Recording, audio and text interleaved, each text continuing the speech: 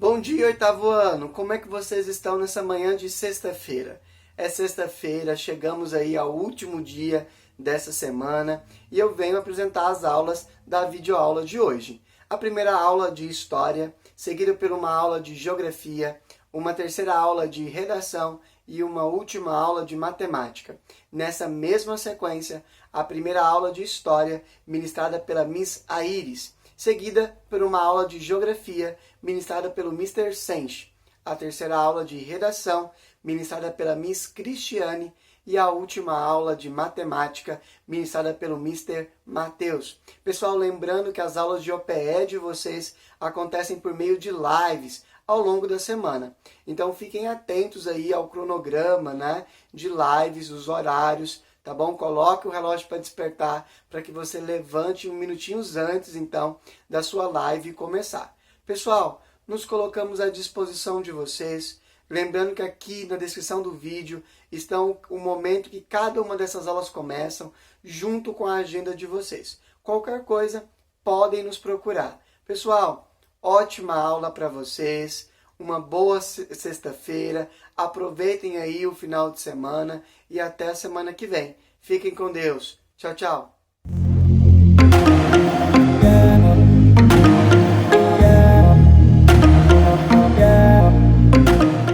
Hello, oitavo ano, tudo bem com vocês? Então, como combinado, como eu disse para vocês que eu ia dar um pontinho extra, chegou o grande dia da atividade valendo um pontinho extra aí, mas lembrando, assim como eu disse na live, que seria um ponto extra apenas para o dia de hoje. Hoje é dia 5, sexta-feira, somente hoje. Quem postar hoje até meia-noite ganha esse um ponto extra, tá ok? Quem não postar, infelizmente, não vai ganhar esse ponto. Então, que atividade é essa que vai valer um ponto? Essa atividade é da página 58 e da página 59. Na página 58 tem um texto para ler e algumas imagens. E na página 59 só 3 perguntinhas, não, 4 perguntinhas para vocês responderem, ok?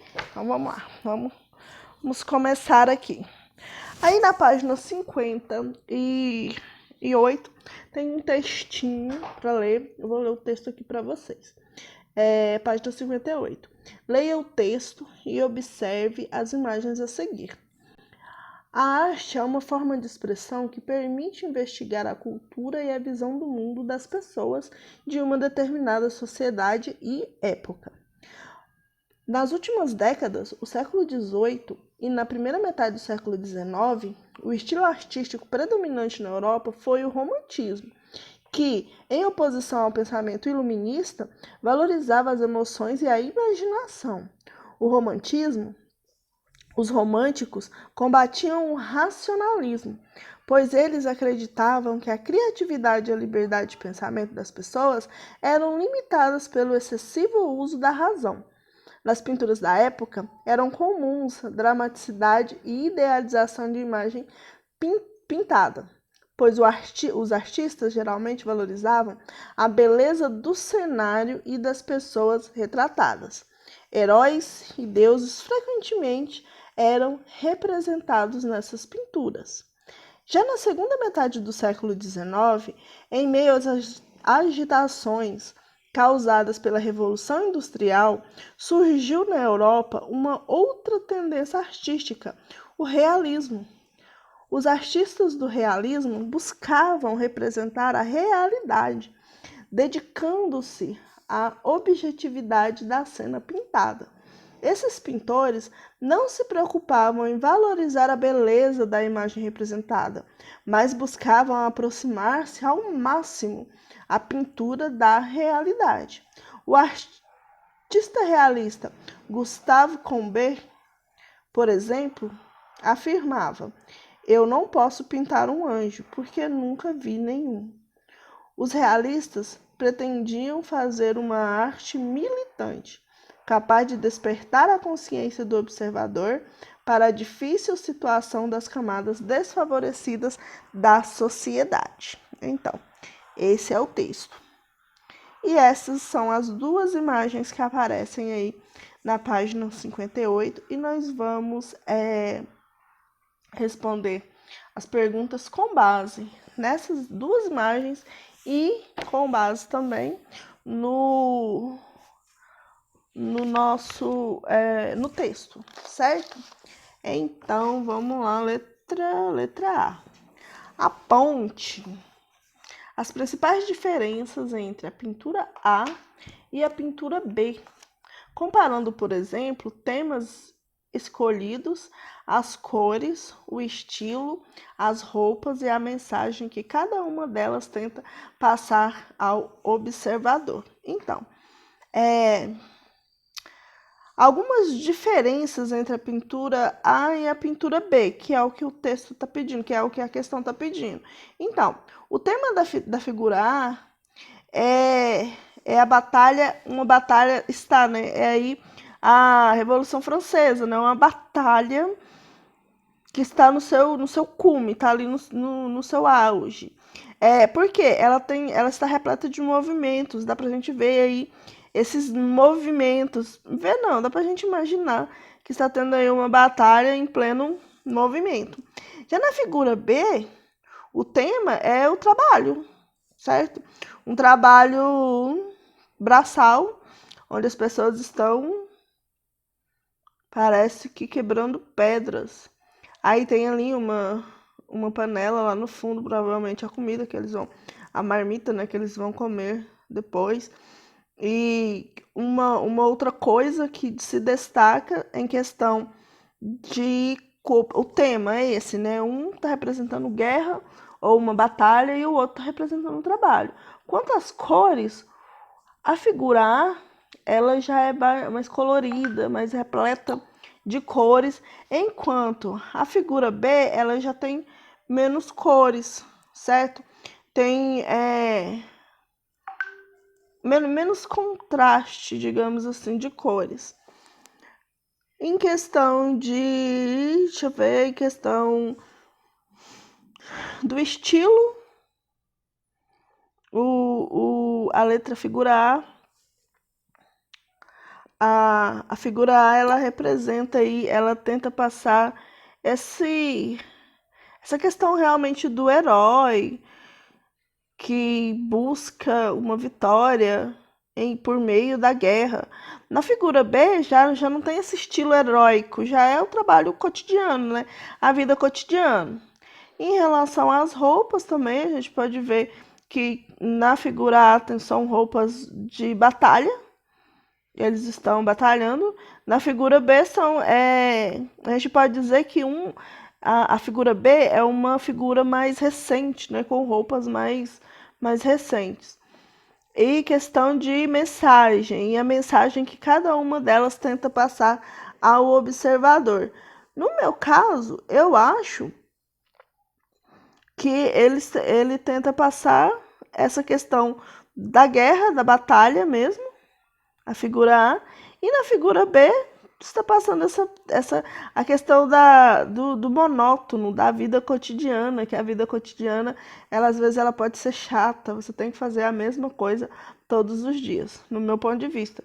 Se o seu ponto de vista for outro, você pode expressar o seu ponto de vista, certo?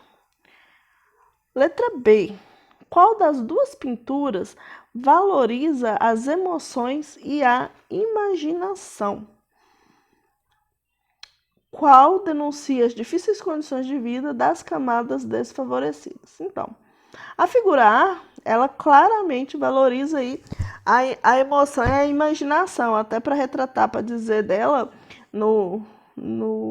na atividade passada, eu falei que parece que os que estão em movimento e tal, né? Dá essa impressão de movimento.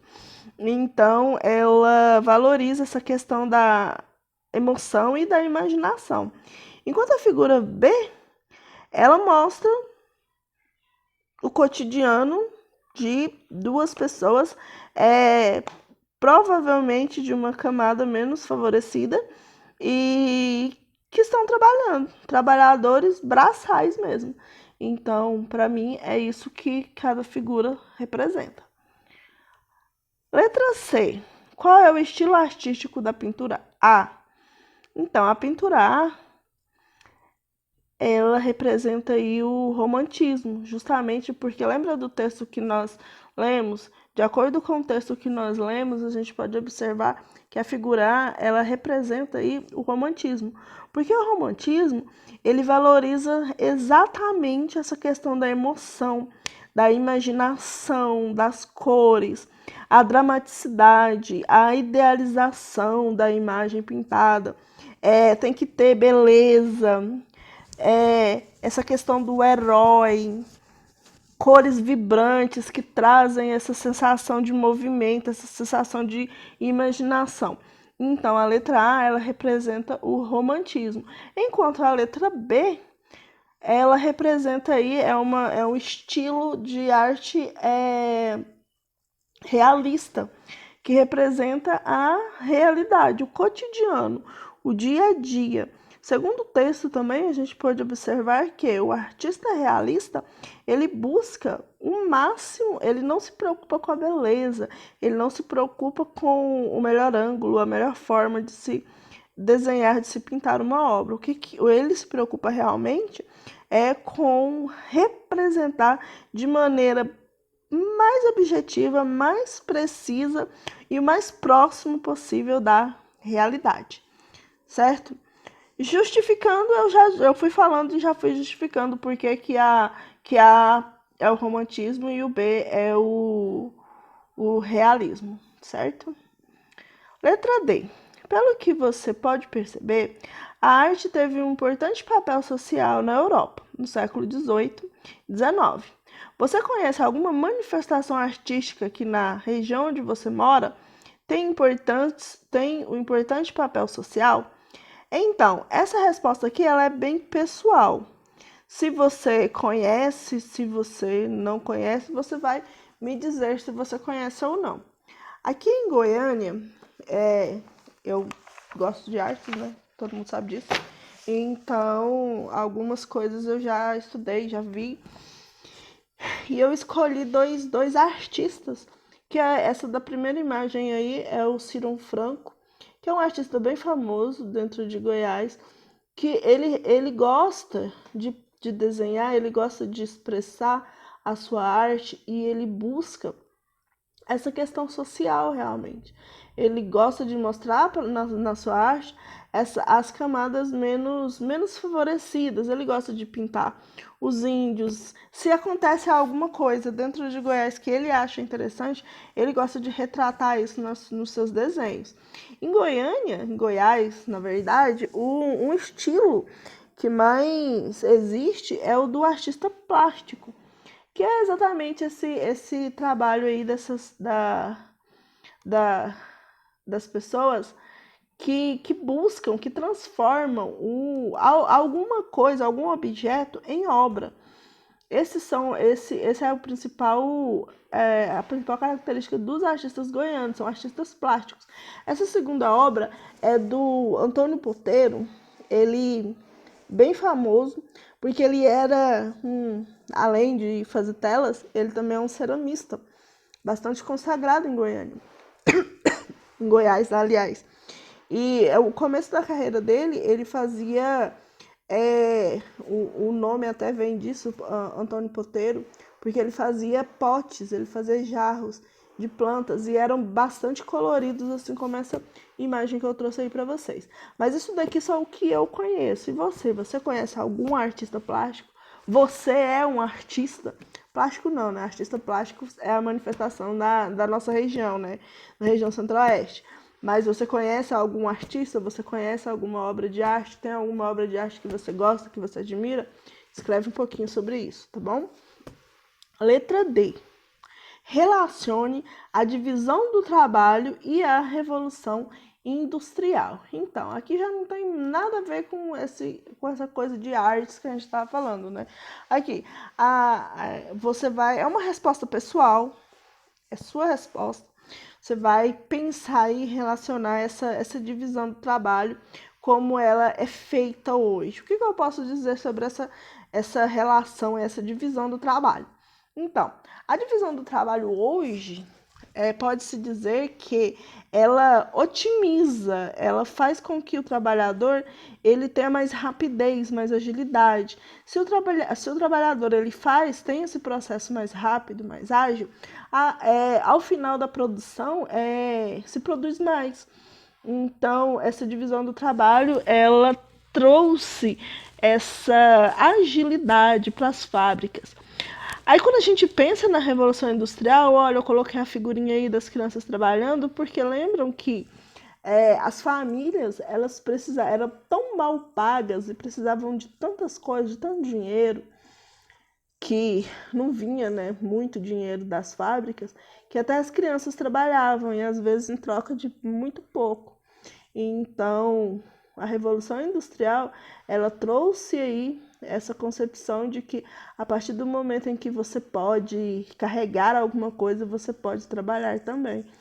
Então, foi algo desfavorável para a humanidade, óbvio, porque só depois de um tempo foi que as pessoas viram a crueldade do qual as crianças eram tratadas, certo?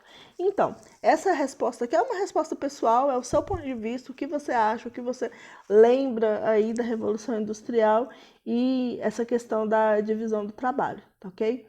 Então, galera, como eu prometi para vocês, essa atividade vai valer um ponto.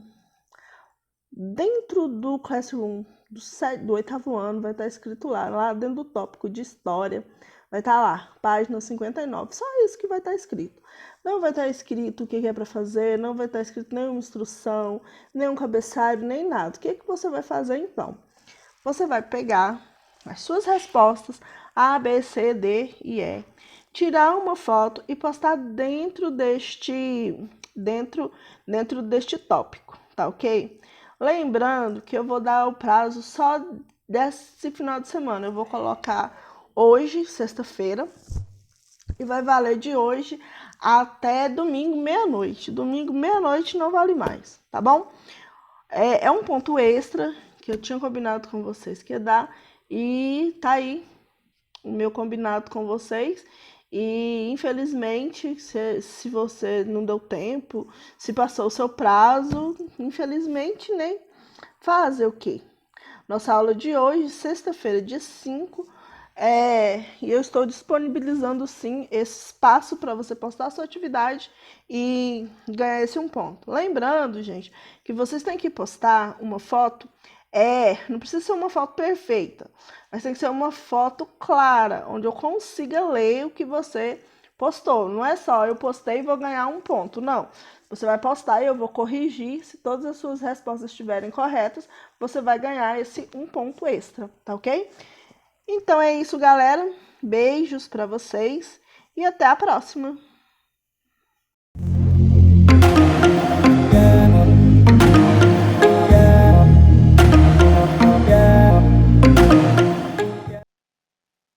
Bom dia, 8º ano. Como é que vocês estão nessa manhã de sexta-feira? Bom, pessoal, nós tivemos ao longo dessa semana, né, o início das nossas revisões do nosso conteúdo.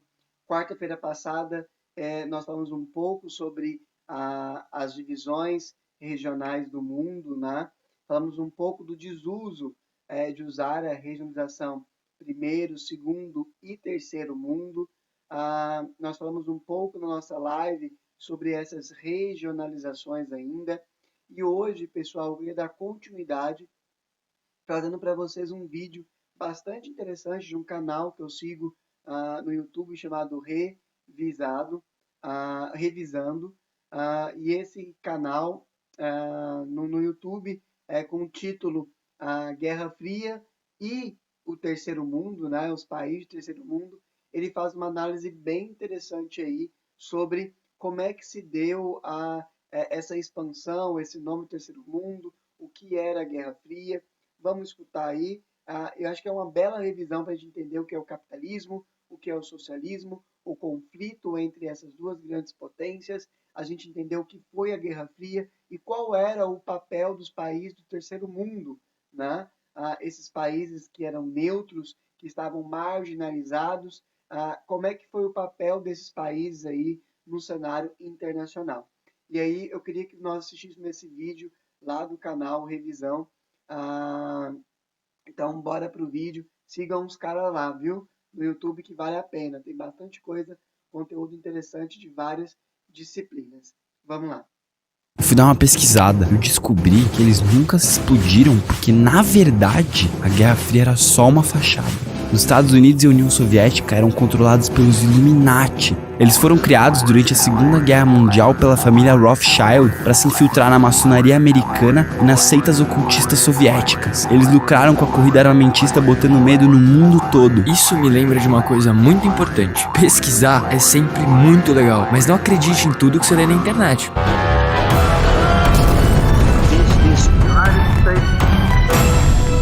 Tô vendo que você precisa entender melhor por que eles não se atacaram diretamente. Pode esquecer essa história de Illuminati? Pode não, deve. Como você já sabe, cada país formou o seu time, blocos de países com alinhamento político e econômico parecido. Sim, eles dividiram o mundo em dois. Na verdade, em 3 partes. Um francês chamado Alfred Sauvy criou uma classificação que fez muito sucesso na época. Ele dividiu a Terra em primeiro, segundo e terceiro mundo. Embora essa divisão seja imprecisa e tendenciosa, ela é útil pois nos lembra que nem todo mundo escolheu um lado. Apesar do acirramento das contradições internacionais típicos do contexto bipolar, restaram alguns espaços neutros que interessavam as duas superpotências. Isso ficou ainda mais evidente com o terceiro mundismo. Terceiro mundismo? Calma, eu já explico. Eu tô te mostrando isso porque a maior parte das guerras aconteceu justamente nesse terceiro mundo. Mas cara, não tô entendendo. O lugar mais importante não era aquele Heartland? Por que eles foram brigar justo aí? É exatamente esse o ponto. Nos Estados Unidos havia um grande debate sobre política externa desde o final da Segunda Guerra. Só que eu não manjo muito disso não.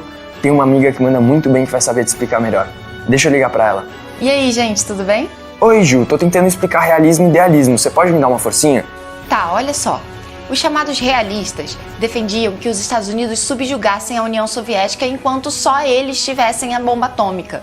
Já os idealistas achavam super importante a doutrina da contenção como forma de política externa, já que os Estados Unidos eram uma superpotência que encarnava os valores do capitalismo liberal. Calma. Realistas? Idealistas? O realismo e o idealismo são duas escolas diferentes de ciência política. O primeiro adota uma perspectiva mais pragmática, baseada na razão de Estado e no cálculo frio das forças e dos interesses da ordem mundial. Ou seja, para eles a segurança se faz pela força, pela coerção ou pelo equilíbrio relativo de poder. Quem tem a bomba atômica está ganhando. Já o segundo acredita nas instituições e nos seus valores e acha que o ideal era uma construção coletiva da segurança internacional com uma cooperação entre esses estados. Tá, e a tal doutrina? A doutrina da contenção é fácil. É só a ideia de que onde quer que os socialistas tentassem expandir e se consolidar, a comunidade internacional capitalista iria lá para conter. Contenção. Mas isso ainda não faz sentido. Da última vez você passou um tempão explicando como quem tá no Heartland tá bem protegido e que quem controla ele pode isolar o resto do mundo se quiser. Agora você tá me dizendo que os Estados Unidos é que cercaram a União Soviética. Cara, não fui eu quem falou isso do Heartland. Essa é uma das teorias. A doutrina da contenção só faz sentido quando pensamos num outro conceito, o Ringland. Heartland, Ringland. Vou ficar louco com esses nomes de gringo. O Ringland foi um conceito inventado por um americano chamado Spikeman. Ele concordava com o Mackinder sobre o fato do controle do Heartland ser crucial para dominar a Eurásia e, portanto, para dominar o mundo. Além disso, as divisões feitas pelo britânico foram muito úteis para o americano. Enquanto o Mackinder enxergava o globo como um centro e 2 anéis periféricos, Spikeman percebeu que o continente americano e a tal ilha-mundo estavam de lados opostos de um anel oceânico. Mas a Terra é uma só, né? Um deles tem que estar errado. Não tem que não, é só uma questão de interpretação. Olha só, ambas essas leituras são corretas e ressaltam aspectos diferentes da geografia global. O que Spikeman percebeu ao estudar o mapa do Heartland resultou em 2 principais ideias. Primeiro, as Américas e a Eurásia são as 2 principais massas de terra e podem chegar uma a outra por qualquer lado do anel oceânico. Segundo, uma ilha-continente rodeia a outra. Tá, e daí? Ju, não tô conseguindo fazer ele entender de jeito nenhum. Deixa comigo, olha só. O que acontece é que ambos podem tanto cercar quanto ser cercados. Então tudo depende de quem está dominando o Ringland, que é a região que circunda ali o Heartland. Então, se para o Mackinder uma potência terrestre poderia dominar o mundo só de estar ali no Heartland, o Spikeman previu que quem tivesse um bom poderio naval e dominasse ali o Rimland, que ficava ao redor, poderia desafiar muito bem ali o Heartland. Então o da hora mesmo é esse anelzinho aí e que se dane o Heartland? Não, olha só. A teoria do Rimland não refuta a importância do Heartland. O que acontece é que o seu poder é relativo. O que o Spikeman disse é que o vencedor seria quem conseguisse isolar o outro. E a doutrina da contenção dependia dessa visão para funcionar. Em vez de enfrentar a União Soviética no próprio quintal, os Estados Unidos agora podiam sufocá-la por meio de um isolamento militar e econômico. Tá, agora vocês continuam, gente. Qualquer coisa é só me chamar. Por isso que eles davam tanta bola pro terceiro mundo. Cada país que aderisse a um bloco ou ao outro podia muito bem ser a brechinha que faltava pra dominar tudo. Agora, vai me dizer que todos esses caras do terceiro mundo ficaram numa boa, só esperando os dois tomarem conta. Claro que não. Lembra do terceiro mundismo? Uma parte do terceiro mundo optou por não se alinhar na disputa. A partir da Conferência de Bandung, vários povos, principalmente da Ásia e da África, buscaram rechaçar as intervenções e ambições das superpotências. Em breve, essas ideias se espalhariam até a América Latina. Nossa, cara, eu tô achando muito da hora essas teorias, estratégias, de verdade. Mas eu queria ver sangue. Cadê os espiões, os soldados, as operações especiais? Isso tem de sobra. Por exemplo, na América Latina, em 1954, o presidente Arbenz, democraticamente eleito na Guatemala, foi derrubado por um golpe de Estado ao tentar estatizar uma multinacional americana extremamente lucrativa. A oposição que levou o golpe a cabo foi sustentada pela recém-criada CIA. Na África, começavam a surgir movimentos nacionalistas de contestação do domínio europeu, instigados pela derrota do nazifascismo imperialista e pelos movimentos de independência ao redor do mundo. No Oriente Médio, o líder iraniano Mossadegh nacionalizaria as operações da British Petroleum, o que levaria os Estados Unidos e o Reino Unido a conduzirem a Operação Ajax, o golpe que derrubou o presidente nacionalista e colocou em seu lugar o Shah Reza Pahlavi, mais favorável aos interesses do Ocidente. Além disso, no Egito seria desencadeada a Guerra do Suez, em 1956, devido à estatização do canal pelo líder nacionalista Nasser. Sua vitória conferiu muita força ao chamado pan-arabismo. Nossa, cara, eu queria sangue, mas aí já é demais. Tem mais algum conflito que eu preciso saber? Tem um essencial. A Guerra da Coreia, sem dúvida, é muito importante. A Península Coreana, que por muito tempo estivera sob domínio japonês, não encontrou paz com o final da Segunda Guerra. Os militares americanos estabeleceram um regime liderado por um coreano criado nos Estados Unidos, chamado Syngman Rhee. Os ataques do governo oposição, seja indiretamente, através de medidas autoritárias ou por meio de perseguições políticas diretas, acirraram as tensões do país. A polarização entre o norte comunista e o sul capitalista nessa guerra divide a Coreia em dois até hoje. Então, nessa última ficou empatado. Considerando a maioria dos conflitos, não havia um vencedor claro entre os blocos. A Coreia foi um símbolo dessa equiparação de forças. Altos e baixos à parte, eles mantiveram relativo equilíbrio no cabo de guerra territorial. Esse cabo de guerra vai acabar fazendo o mundo arrebentar de vez. O pior é que ele quase fez. Um belo dia saiu nos jornais americanos a notícia de que os soviéticos estavam colocando mísseis nucleares em Cuba, tão próximo dos Estados Unidos que não se sabia se o sistema antimísseis reagiria a tempo. A tensão diplomática resultante ficou conhecida pelos americanos como crise dos mísseis cubanos. O presidente Kennedy impôs um bloqueio naval imediato à ilha e o mundo se viu mais perto do que nunca antes de uma guerra atômica em escala desastrosa. Para de enrolar e me conta, o que saiu das negociações? Como você sabe que houve negociações? Meio óbvio, né? Senão, a gente não estaria aqui agora. Definitivamente não. Deixa eu te explicar uma coisinha antes. Os Estados Unidos decidiram por uma abordagem idealista no começo da Guerra Fria, ou seja, escolhendo a doutrina da contenção, mesmo com aliados importantes, como Churchill, defendendo o uso das bombas nucleares. No entanto, quando a União Soviética consegue o segredo da bomba, tiveram que mudar sua abordagem. Embora tenham dado continuidade à contenção, os Estados Unidos embarcaram na corrida nuclear por conta da doutrina da dissuasão. Dissuasão? O que é isso? A dissuasão nuclear tem como princípio a ideia da neutralização das forças adversárias. Por isso, os dois lados competiam em quantas vezes podiam destruir o mundo. Calma. Então, pra eles, a solução pra ninguém explodir uma bomba atômica é construir mais bomba. Por incrível que pareça, é isso mesmo. Ou era até a crise dos mísseis. Ambos os lados perceberam que a situação estava ficando insustentável. Eles concordaram que precisavam diminuir as tensões entre os dois blocos. A União Soviética concordaria em retirar os mísseis de Cuba. Em troca, os Estados Unidos retirariam as ogivas que haviam viviam na Turquia desde 1961. A política de apaziguamento resultante é chamada de doutrina da distensão. Doutrina pra lá, doutrina pra cá. O que essa daí significa? Significa que eles combinaram dar uma recuada em conjunto. Isso só poderia dar certo se ambos estivessem honestamente em acordo. Esse recuo foi simbolizado por 3 mudanças: a instalação de uma linha telefônica direta entre a Casa Branca e o Kremlin, um acordo que proibia todos os testes atômicos não subterrâneos e o Tratado de Não Proliferação de Armas Nucleares. Isso foi visto como uma renovação das condutas diplomáticas. Saquei. É tipo uma trégua entre o capitalismo e o socialismo. Não, a distensão é entre os Estados Unidos e a União Soviética. Países socialistas e capitalistas ainda não teriam muitas contas pra acertar. Mas isso fica pra próxima. A gente ainda vai entrar de cabeça no atoleiro do Vietnã. Mas você precisa criar drama toda vez. Falou, até a próxima. Se você tá curtindo aprender tanto quanto eu, assine o nosso canal que vem muito mais vídeo por aí.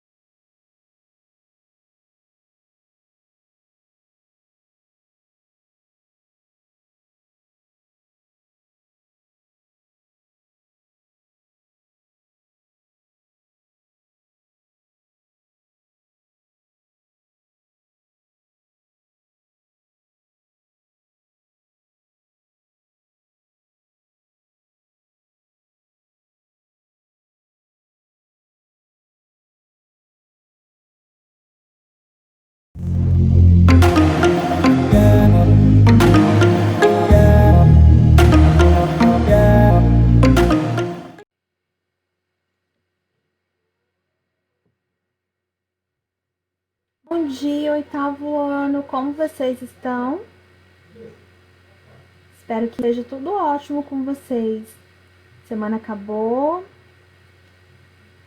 já é dia 5 de junho, nós já estamos aí caminhando para a finalização do segundo bimestre.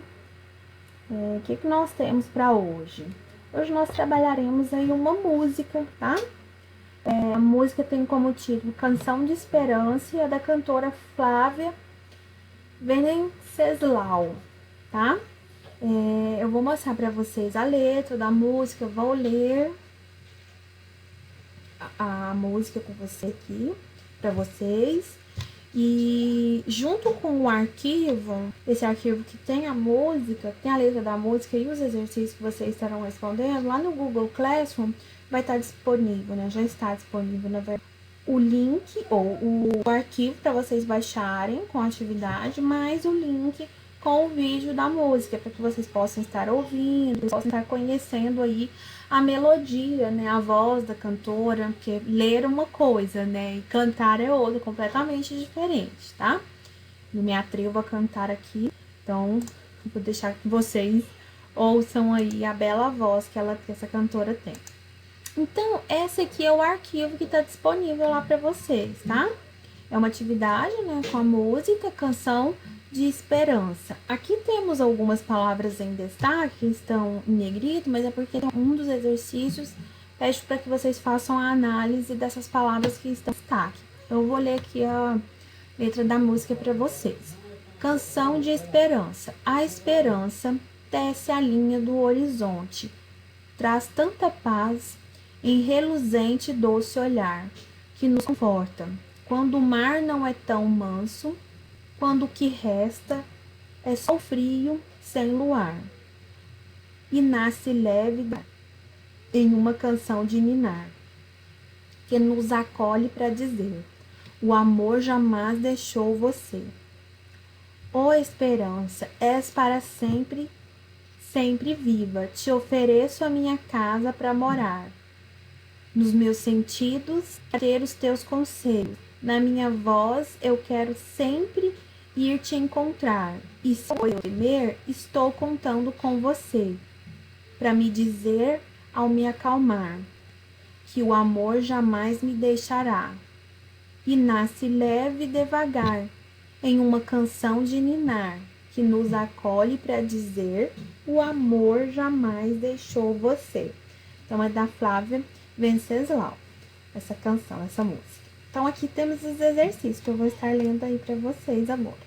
Número 1. Justifique o título dado à canção acima, sugerindo outro. Então, você vai justificar o emprego desse título e vai sugerir um outro título aí para essa música.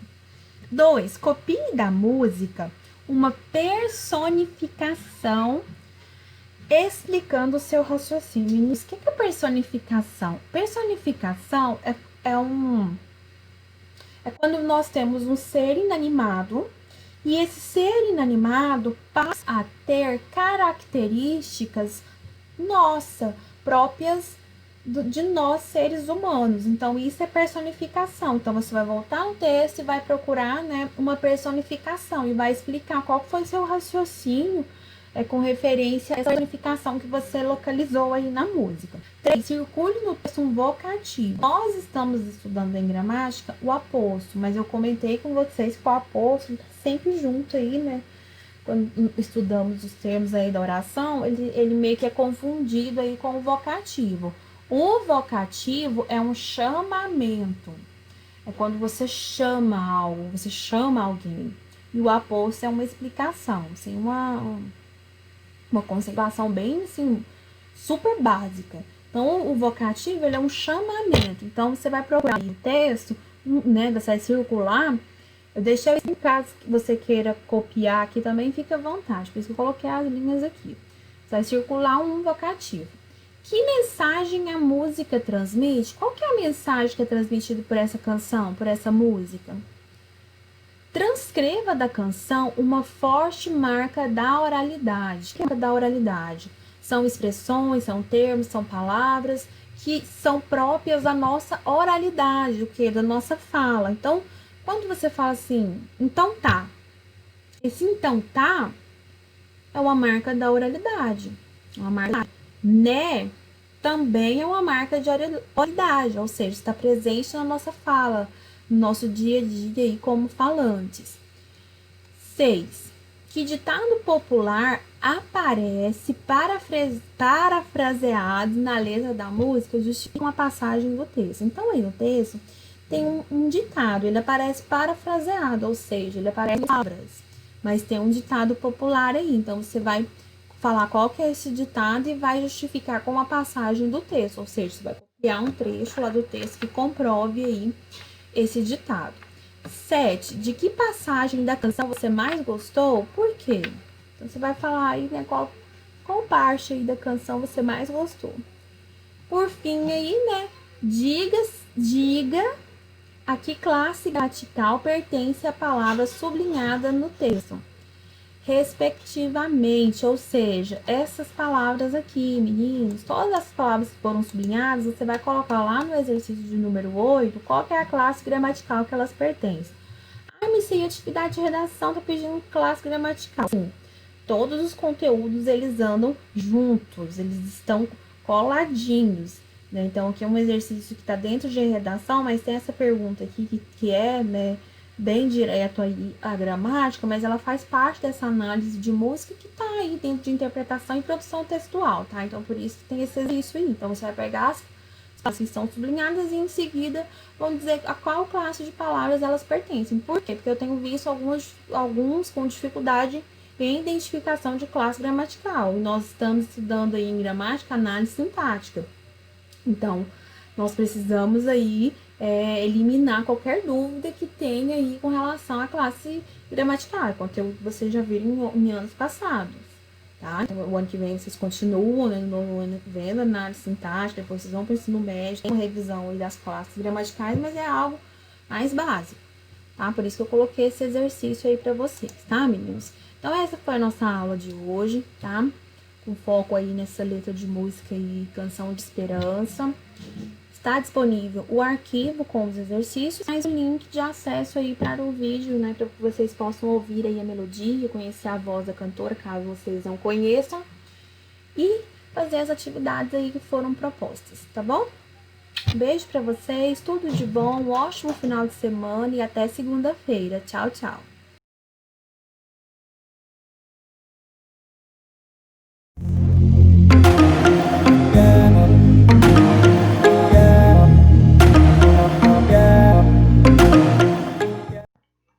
Fala galera, beleza?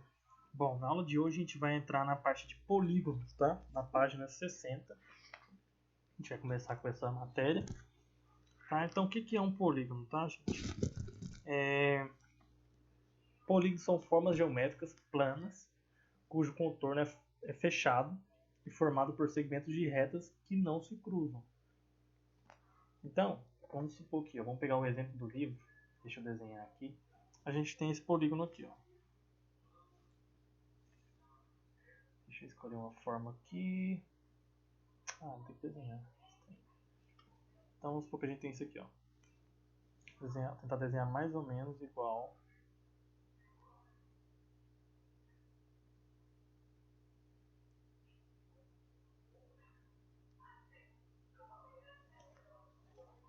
Mais ou menos igual o do livro. Então a gente tem esse polígono aí, tá? Deixa eu ver esse pontinho que ficou aqui. Beleza. A gente tem esse polígono aí.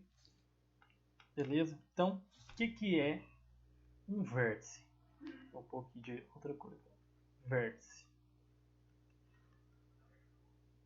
Vértice de um polígono. O que são os vértices do polígono? Quantos vértices tem esse polígono? Esse polígono tem 4 vértices, ó.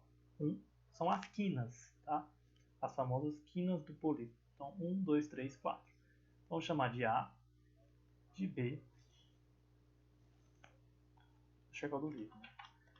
B, C e D. Beleza?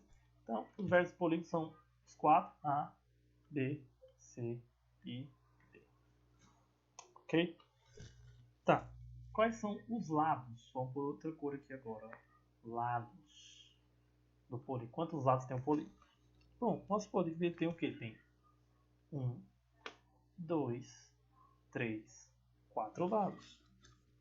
Então vamos por 4. E os lados são o lado AB, o lado BC, o lado CD e o lado DA. Tá? O AD, tanto faz, a ordem aqui não importa, gente. Então, esses são os lados do nosso polígono. Tá, o polígono ele também tem quantos ângulos internos? Vamos escolher outra cor aqui agora, ó, laranja. Ângulos internos, são esses ângulos aqui, ó. 1, 2, 3, 4. Então, ângulos, vou pôr só ângulos internos.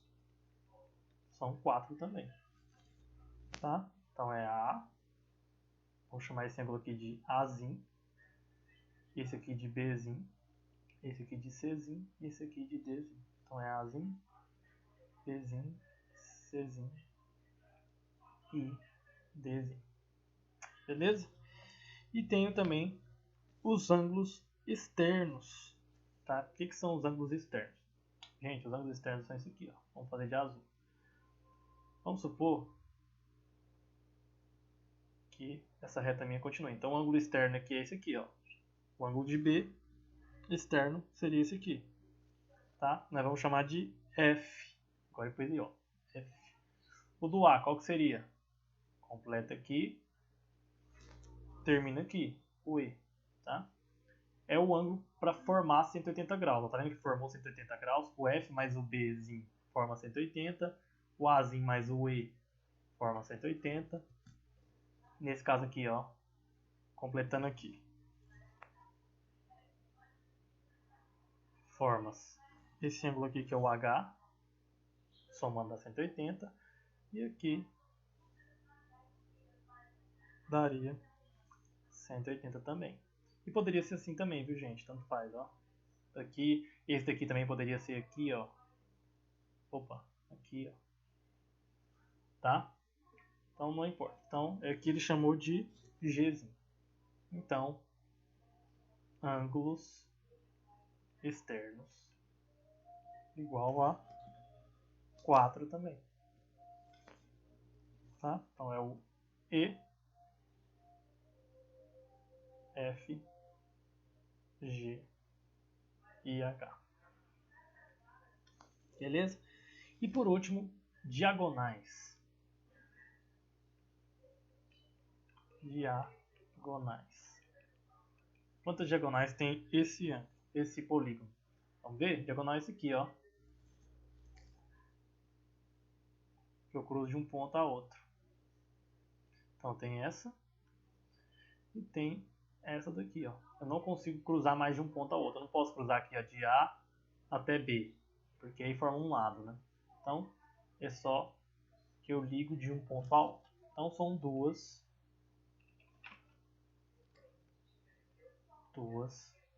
diagonais. Beleza? Então vocês já conhecem o polígono. Agora, a gente vai classificar aqui, ó, em polígono côncavo e convexo.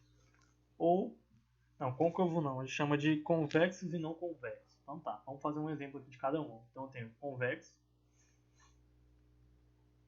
e o não convexo. Tá. O polígono convexo é um polígono normal, tipo esse daí. Onde, vamos pôr aqui alguns exemplos de polígonos convexos. Tem esse. Tem esse aqui, vamos supor. Tá? Então, polígono convexo.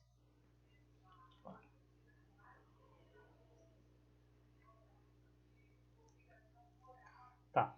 O polígono convexo é aquele polígono onde eu vou pegar, vou traçar uma reta dentro do polígono, não posso sair dentro dele, tá? Vou marcar 2 pontos, quer dizer, dentro do polígono. Então vamos escolher aqui o ponto. Vamos escolher aqui, ó.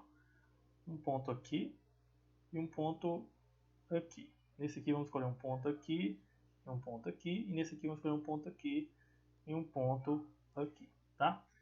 Então, gente, qualquer ponto que eu marcar dentro do polígono, a hora que eu for ligar os 2 pontos, a reta vai ficar dentro do polígono, ela não vai sair nem um pouquinho para fora. Quando isso acontecer, o polígono é convexo, tá? Agora, quando que o polígono é não convexo? Vamos fazer um exemplo aqui, ó. Tem esse, opa.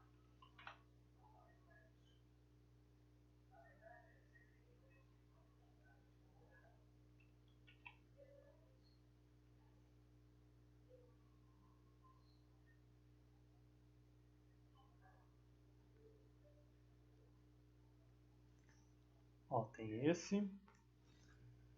Eu posso ter esse aqui, ó.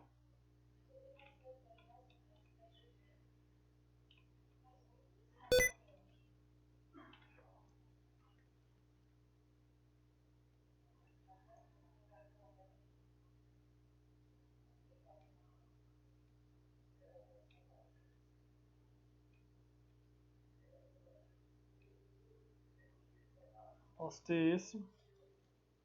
E eu posso ter um desse aqui, ó. Vou fazer aqui. Tá? Então esses são os polígonos. Agora, gente, vamos tentar fazer o mesmo teste. Vou pegar outra cor aqui. Agora vamos supor, qualquer ponto que eu marcar dentro desses aqui, ó, dos convexos, qualquer ponto que eu marcar aqui dentro, vai acontecer isso. Se eu marcar um aqui, ó, quando eu for ligar eles vai ficar aqui dentro. Se eu marcar um aqui, quando eu for ficar eles, a reta vai ficar dentro. Agora aqui, ó, se eu marcar um ponto aqui e um ponto aqui, por exemplo, ó, a hora que eu for ligar elas, ó, o que vai acontecer?